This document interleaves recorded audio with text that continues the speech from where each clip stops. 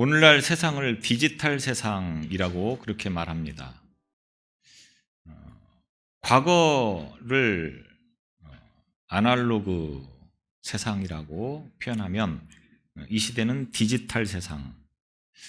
그런데 이 전문가들이 말하는 디지털 세상의 특징은 yes 아니면 no만 있다고 하는 거죠.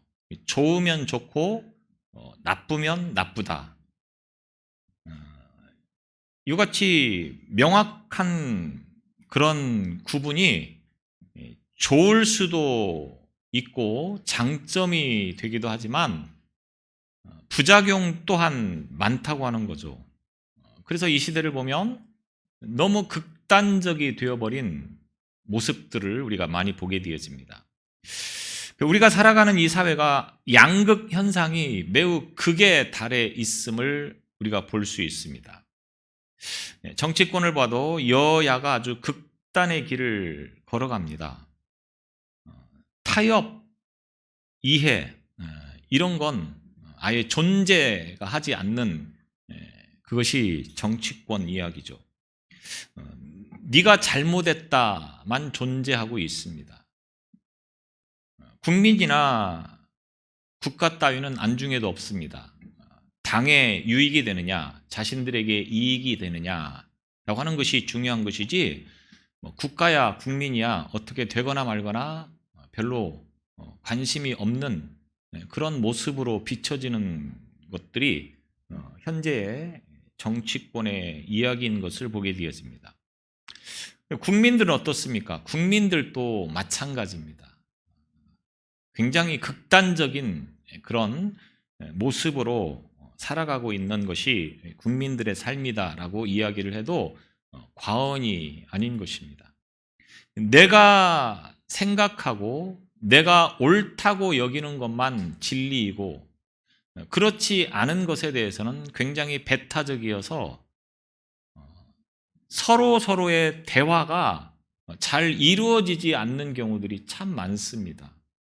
타협하고 또 상대방을 이해해주고 또 포용해주는 그런 것들이 도무지 보이지 않는 것이 우리가 살아가는 이 시대의 삶의 모습이다라고 이야기를 해도 아마 틀린 말이 아닐 것이라고 봅니다. 교회는 어떻습니까? 교회는 사실 화해의 복음을 선포해야 되는 것이죠. 그런데 속 모습을 보면 교회도 사회와 크게 다르지 않다라고 말씀을 드릴 수가 있다고 하는 것입니다. 겉으로는 사랑을 말하고 웃고 있지만 속으로는 칼을 가는 그런 속마음들이 굉장히 많이 있습니다. 물론 부정하시는 분이 혹시 있을지 모르겠습니다. 나는 절대로 아니다. 나는 사랑으로 모든 것을 바라보고 사랑으로 모든 것을 이해하고 사랑으로 모든 것을 포용한다. 이렇게 말씀을 하시는 분도 있을 것이고 실제로 또 그렇게 사시는 분도 있을 것입니다. 그런데 보편적으로 보면 그렇지 않다고 하는 것입니다. 여러분이 이웃을 위해서 얼마나 포기하고 희생하고 버릴 수 있습니까? 정말로 사랑으로 하나 되어지기를 원하는 마음을 가지고 있다고 하면 그리고 성경에서 말하고 있는 평화의 복음을 선포하며 살아가기를 원한다고 하면 우리는 내가 가지고 있는 모든 것들 다 버리고 이웃을 위해서 포기하고 희생하고 버릴 수 있어야 된다고 하는 것입니다. 그런데 정말로 그렇게 사실 수 있습니까? 그렇게 살아가고 계십니까? 아마 자신 있게 예라고 대답하실 분들이 그렇게 많지는 않을 거라고 봅니다. 저 자신도 솔직하게 예라고 자신 있게 말씀을 드리지 못하겠습니다. 여튼 교회든 사회든 모든 우리 살아가는 환경 자체가 이렇게 극단적이 되어져 버려서 나만 옳다, 나만 진리다라고 고집하며 살아가는 것들이 일반적이라고 하는 것입니다. 왜 그렇습니까? 옳고 그름의 기준이 말씀이어야 되고 예수님이어야 되는데 그 기준이 예수님이고 말씀이 아니라 나 자신이 되기 때문에 그렇다라고 하는 것입니다. 예수님의 관점으로 우리가 세상을 보면 내가 생각하기에는 틀린 것이라 할지라도 예수님의 관점으로 보면 그것이 이해가 되어지고 용서가 되어지는 일들이 다반사라고 하는 것입니다. 그런데 우리가 왜 그렇게 이해하지 못하고 용서하지 못합니까? 내 기준을 가지고 보기 때문에 그렇다라고 하는 것입니다. 사사시대가 굉장히 힘들고 어려운 시대라고 이야기를 합니다. 왜 그렇습니까? 사사시대는 모든 사람들이 자기 소견에 옳은 대로 행하였기 때문이라고 하는 것입니다. 그래서 배려하고 이해해주고 사랑해주고 품어주는 마음이 도무지 보이질 않는다고 하는 것입니다. 근데 이 시대가 바로 그런 시대라고 하는 거죠. 내가 옳다고 하는 겁니다. 내가 옳다고 여기는 것이 옳은 것이라고 주장을 합니다. 고집을 합니다. 참 돌아올 수 없는 거대한 장벽이 우리 앞을 가로막고 있어서 도무지 무너질 기미가 보이질 않습니다. 분열이라고 하는 것이 봉합되어질 만한 어떤 그런 기미가 전혀 보이지 않는 것이 교회의 모습이고 사회의 모습이라고 하는 거죠. 이단의 특징이 뭡니까? 이단은 자기 말만 합니다. 자기가 알고 있는, 자기가 배운 성경 구절만을 제시를 하면서 사람들을 바꾸려고 합니다. 그래서 다른 성경을 가지고 다르게 이야기를 하면 그들은 전혀 들으려고 하지 않습니다. 이미 그들 생각 속에는 내 것만 옳다, 내가 알고 있는 것만 진리다라고 생각을 하고 있기 때문에 사실은 대화 자체가 안 되는 거죠. 그래서 이단은 가까이 하면 안 됩니다. 대화 자체를 하려고 안 하시는 게 좋다고 하는 겁니다. 아무리 우리가 옳은 이야기, 진리의 말씀을 주어도 그들은 듣지 않습니다. 그게 이단의 특징입니다. 그런데 오늘날 교인들의 모습이 이렇게 되어져 버리고 말았다고 하는 겁니다. 내가 알고 있는 것, 내가 생각하고 있는 것, 내가 기억하고 있는 것만 옳은 것이고 그 외에는 받아들이려고 하지를 않는다고 하는 것입니다. 참 안타깝습니다. 예수님께서 3년 동안 제자들과 함께 하면서 복음을 선포하였고 많은 사람들에게 진리의 길을 가르쳤고 제자들을 가르치셨습니다. 그런데 이제 십자가를 지시기 위해서 죽어야 할 날이 눈앞에 다가왔습니다. 이제 내일이면 십자가에 못이 박혀서 죽게 되어지는 그 순간에 예수님께서 하나님 앞에 제자들을 위해서 기도하는 그 기도의 내용이 바로 요한복음 17장의 말씀이 되겠습니다. 육체의 몸을 입고 이 땅에 오셔서 제자들과 함께 했던 비록 짧은 순간이었지만 그 제자들에게 모든 것을 다 가르쳤고 복음과 진리를 다 선포하셨습니다. 이제는 그 제자들과 헤어져야 하는 것입니다. 그런데 예수님의 마음에는 이 제자들에 대한 염려가 끊이질 않습니다. 그렇다고 누구에게 이 제자들을 좀 잘 지도해달라라고 위탁할 만한 그런 상황도 아니었습니다. 그래서 예수님은 이 제자들을 위해서 하나님 앞에 기도하는 것밖에 없었습니다. 그 기도의 내용이 바로 이 요한복음 17장의 내용이라고 하는 것입니다. 예수님의 기도는 당장 눈앞에 있는 제자들을 위한 기도였지만 실제로는 세상 모든 사람에게 주어지는 그 기도의 내용이다라고 말씀을 드릴 수가 있겠습니다. 당장 눈앞에 있는 제자들뿐만 아니라 이후에 예수님을 믿는 모든 사람들이 역시 예수님의 마음속에는 그들을 위한 기도를 지금 예수님께서 하시고 있다라고 하는 것입니다.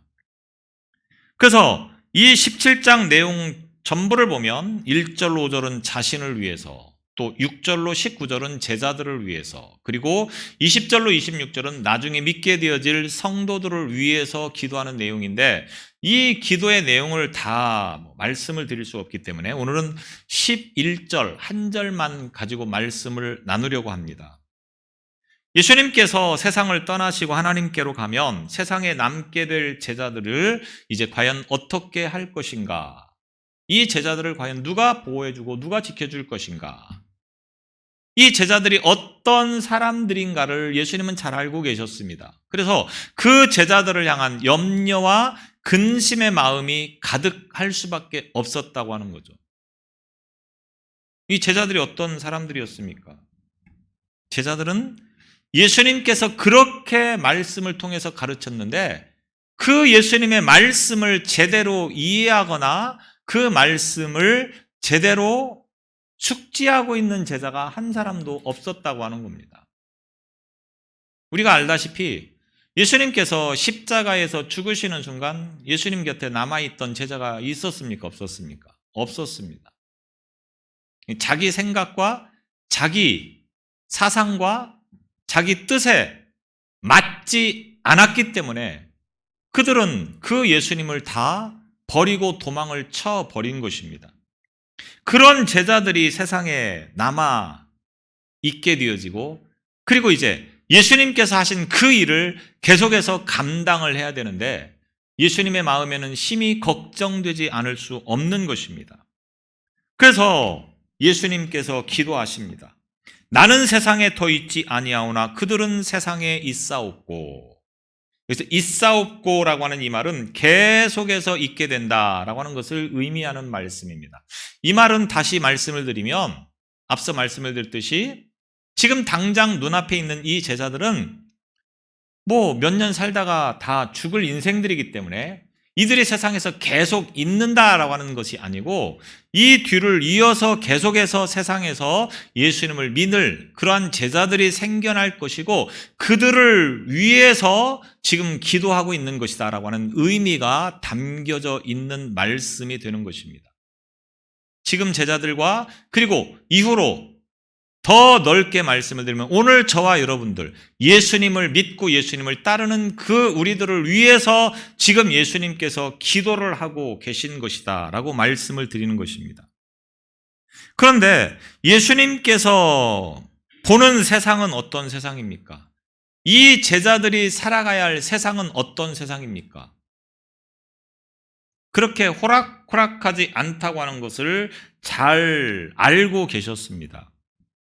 요한복음 15장 18절 19절에 보면 세상으로 교회와 성도들에게 매우 적대적인 곳이다 라는 표현을 하고 있는 말씀을 보게 되어집니다.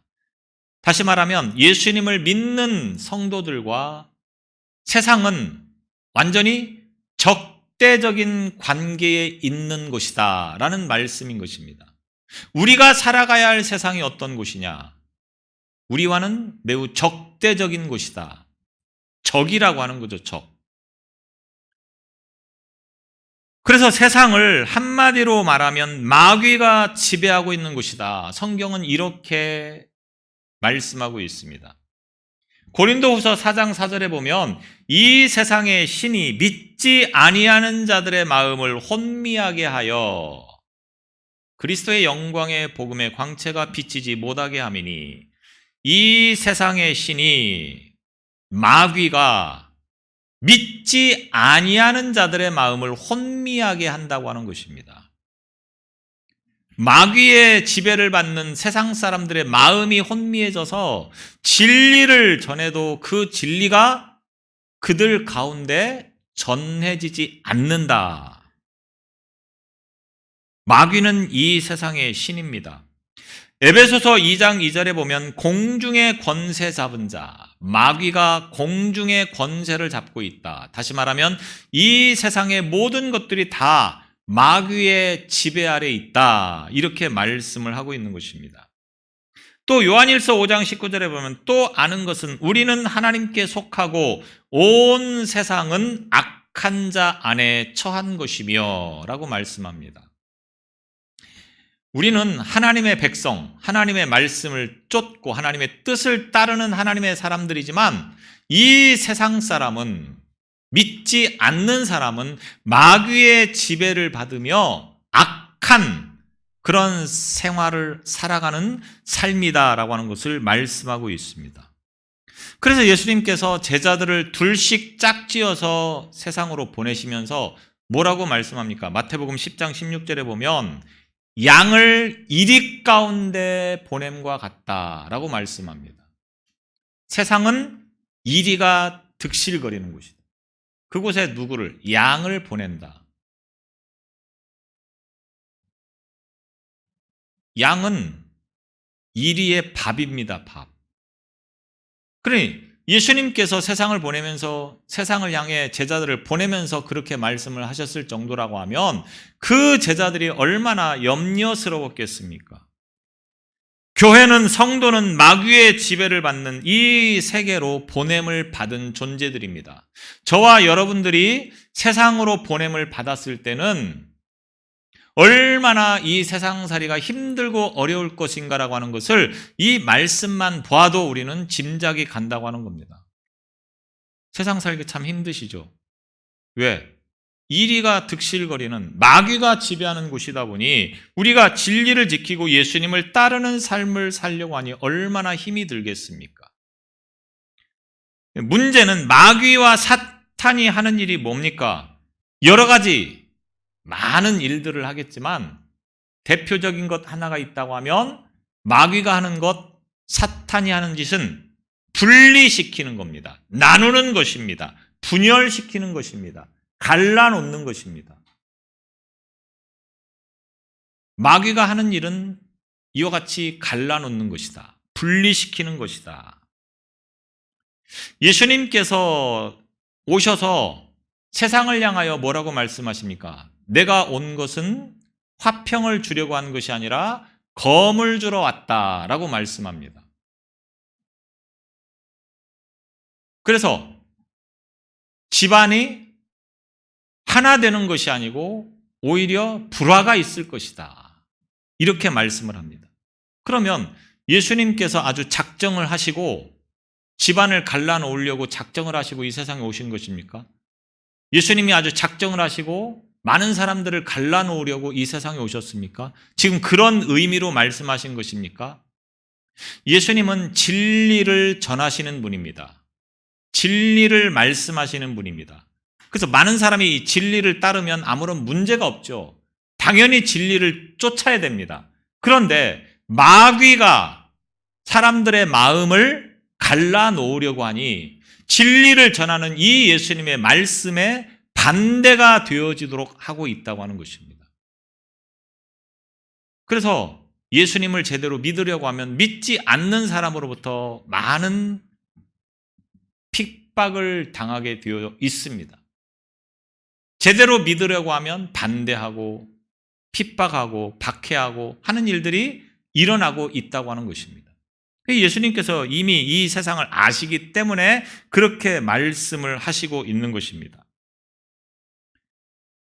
그래서 야고보는 세상과 벗되는 것이 하나님과 원수되는 것이라 야고보서 4장 4절에 보면 이렇게 말하고 있습니다.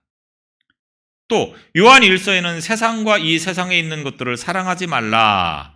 요한일서 2장 15절 16절에 보면 이렇게 말씀하고 있습니다. 세상과 믿는 사람과는 모든 것들이 다 반대이고 이것을 누가 하고 있느냐? 마귀가 자꾸만 그렇게 갈라놓고 분리를 시키고 있는 것입니다. 분열을 시키고 있는 것입니다. 그래서 이런 세상에서 제자들이 살아가야 할 것을 생각하니 예수님의 마음이 참담했다고 하는 거죠. 가뜩이나 제자들의 그 사정과 형편과 마음을 속속들이 알고 계시는 예수님께서 그 제자들만 남겨놓고 이제 하나님의 나라로 가셔야 되니 얼마나 걱정스럽겠습니까? 이 제자들이 어떤 사람들이었습니까? 제자들은 예수님을 따르면서 예수님과 죽을 때까지 함께하니, 아니 예수님을 끝까지 지켜주겠습니다라고 자신 있게 호언장담하던 자들 아니었습니까? 그런데 그런 이 제자들이 과연 예수님께서 세상을 떠나시게 되어진다고 하면, 하나님의 나라로 가시게 된다고 하면 과연 그들이 그 말을 지킬 수 있을 것이냐? 우리는 우리 자신을 굉장히 잘 안다고 생각합니다. 그래서 나는 이렇게 하겠습니다. 아주 다짐을 하죠. 그런데 그 다짐이 지켜지는 경우도 있겠지만 지켜지지 못하는 경우들이 훨씬 더 많다고 하는 것을 경험하셨죠. 하나님은 우리의 이런 마음을 잘 알고 계십니다. 제자들의 마음을 예수님은 다 알고 계십니다. 죽기까지 내가 선생님을 지켜주겠습니다. 웃기지 마라. 닭이 3번 울기 전에 네가 나를 부인할 것이다. 다 알고 계시는 겁니다. 끝까지 선생님과 함께 하겠습니다. 웃기지 마라. 내가 십자가에 죽을 때쯤이면 너희들은 다 도망칠 것이다. 다 알고 계셨다라고 하는 것입니다. 그래서 예수님은 이 제자들이 염려스러울 수밖에 없습니다. 그리고 하나님의 일을 계속해서 해 나가야 되는데 제자들은 그것을 감당할 수 없다고 하는 것을 알고 계셨던 것입니다. 그래서 예수님은 그 제자들을 위해서 기도하시는 것입니다. 나는 아버지께로 가옵나니 거룩하신 아버지여, 내게 주신 아버지 이름으로 그들을 보전하사 우리와 같이 그들도 하나가 되게 하옵소서. 나는 하나님의 우편으로 갑니다. 이제 하나님 아버지께서 이 제자들을 지켜주세요. 이렇게 지금 기도하고 있는 것입니다. 그 제자들을 지켜주고 보호해줘야 될 이유가 뭐냐? 하나 되어야 하기 때문이라고 하는 것입니다. 제자들의 마음이 나뉘어지지 않고 분열되지 않고 하나 되어야 한다. 이 말은 제자들에게만 해당되어지는 것이 아니고 예수님을 믿는 모든 사람들에게 해당되어지는 말씀이라고 하는 것을 이해하시고 있죠? 제자들 이야기구나. 나하고는 상관이 없구나. 이렇게 들으시면 머리 아프다고 하는 겁니다. 오늘 저와 여러분을 위해서 주시는 말씀입니다. 이 말은 12 제자가 하나가 되어야 되지만 나아가서는 오늘 저와 여러분이 우리 모두가 하나 되어야 된다고 하는 것을 기도하고 계시다고 하는 겁니다. 왜? 하나 되는 것이 중요하다고 하는 거죠. 그래서 하나 되어야 되기 때문에 하나님께서 그들의 마음이 하나가 되도록 지켜달라고 기도를 하고 계시는 것입니다. 제자들은 하나 되는 것처럼 겉으로는 보였지만 하나 되지 못한 것들이 또 제자들이었습니다. 예수님께서 예루살렘으로 올라가셔서 이제 십자가에서 죽으실 것이다 라고 하는 것을 3번 말씀하신 적이 있습니다. 3번째, 예수님께서 제자들에게 나는 이제 예루살렘에 가서 십자가에서 죽을 것이다. 이렇게 말씀을 하십니다. 그러면 제자들이 어떤 생각을 해야 되겠습니까? 예수님이 이렇게 말씀하시는데 야고보와 요한이 예수님을 향하여서 뭐라고 말하느냐? 예수님의 영광이 임하면 나를 하나는 우편에 하나는 좌편에 세워달라고 그렇게 청탁을 합니다. 다시 말하면 하나님의 나라가 세워지면 나를 좀 높은 자리에 앉게 해달라. 나를 좀 좋은 자리에 앉혀달라. 이렇게 지금 청탁을 하고 있다고 하는 겁니다. 이게 제자들의 마음이었습니다. 예수님이 십자가에서 죽겠다고 하는데 자기를 좀 높은 자리, 좋은 자리에 앉게 해달라고 하는 겁니다.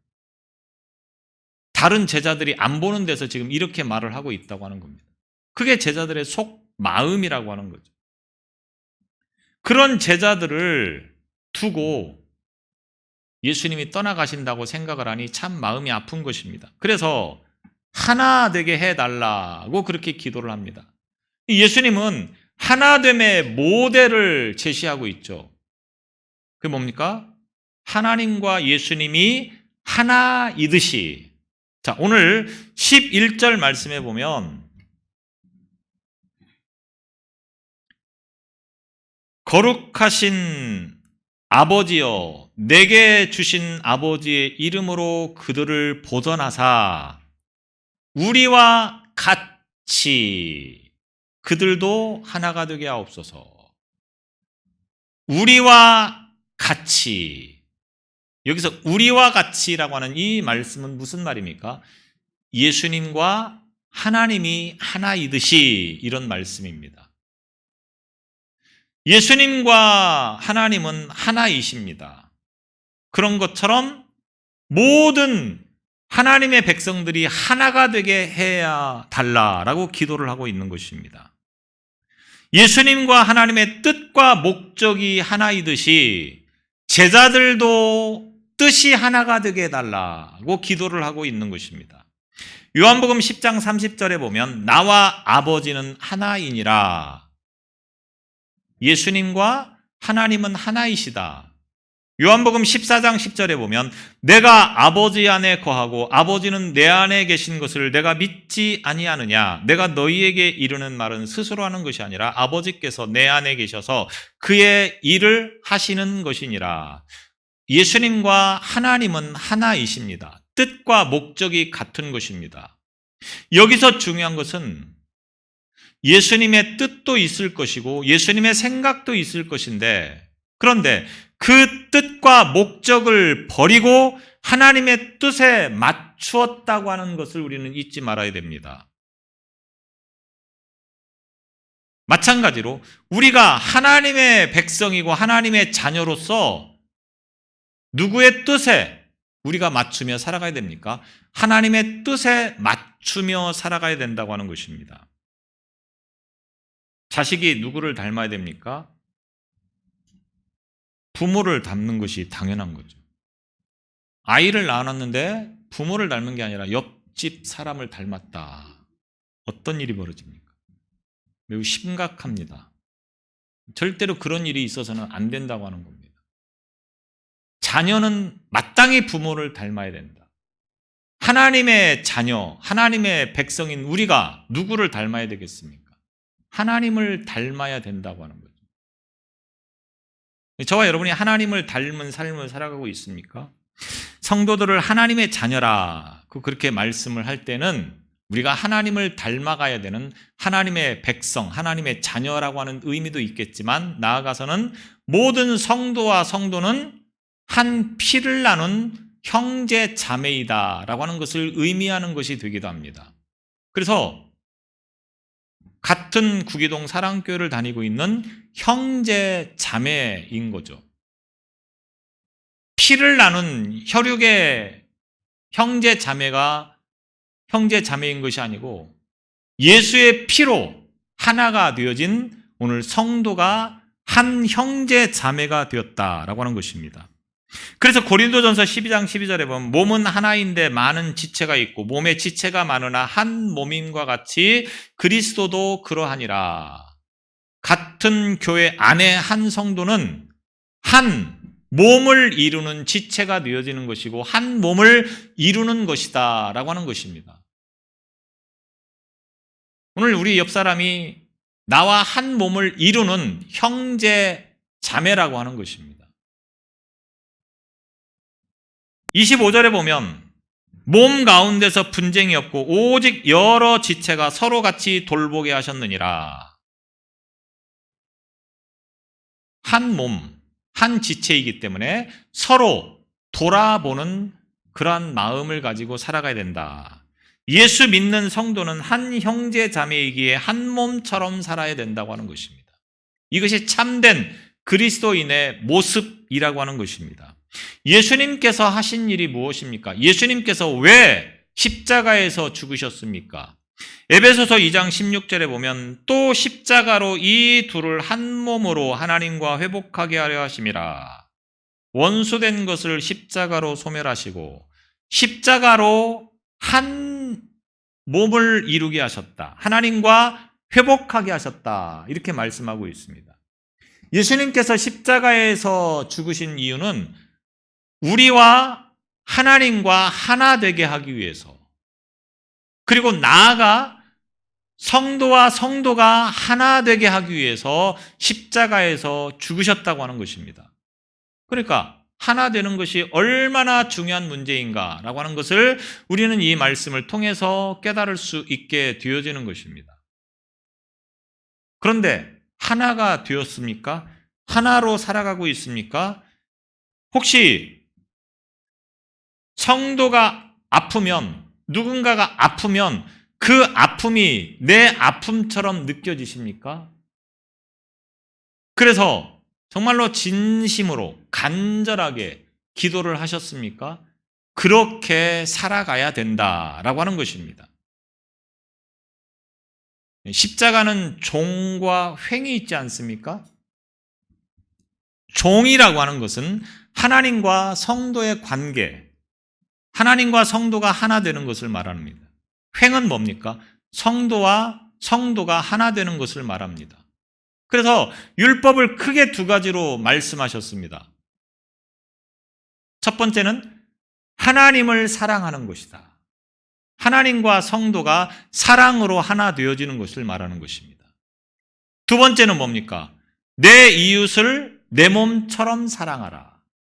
성도와 성도가 하나 되는 것을, 사랑으로 하나 되는 것을 말씀하고 있다고 하는 것입니다. 진리이신 주님께서 오늘 이 땅에 오셔서 하나 되게 하시기 위해서 우리를 가운데 이와 같은 복음을 선포하셨다라고 하는 것입니다. 그렇기 때문에 우리는 예수님 안에서 하나 되는 삶을 살아가야 되는 것이 마땅한 것입니다. 그래서 적어도 세상이 싸우는 것처럼 우리가 싸워서는 안 된다고 하는 거죠. 싸울 수는 있습니다. 부모와 자식도 싸우고 형제도 싸우는데 교회 안에서 전혀 아무런 연관성도 없는 사람들끼리 모여서 한 신앙을 가지고 살아가는데 싸우지 않을 일이 왜 없겠습니까? 싸울 수 있습니다. 문제는 싸우면 싸우는 것으로 끝나는 것이 아니고 다시 그것을 회복해야 된다고 하는 것입니다. 생각이 달라서, 사상이 달라서 다툴 수는 있다고 할지라도 문제는 그것을 해결을 해야 되는 것입니다. 뭘로? 예수의 마음을 품어서 예수의 마음으로 하나 되어지면 싸웠다가도 금방 하나가 될 수 있는 거죠. 바느질을 할 때 오른손으로 바느질을 하다가 잘못해서 왼쪽을 찔렀습니다. 그럼 어떡합니까? 감싸줘야죠. 근데 왼손이 복수한답시고 오른손을 찌르는 것입니다. 이게 우리의 삶의 모습이고 신앙의 모습은 아닌가를 우리는 볼 수 있어야 된다고 하는 겁니다. 분명히 예수님 안에서 하나라고 했는데, 한 몸을 이루는 지체라고 했는데 우리는 따로 놀고 있다고 하는 겁니다.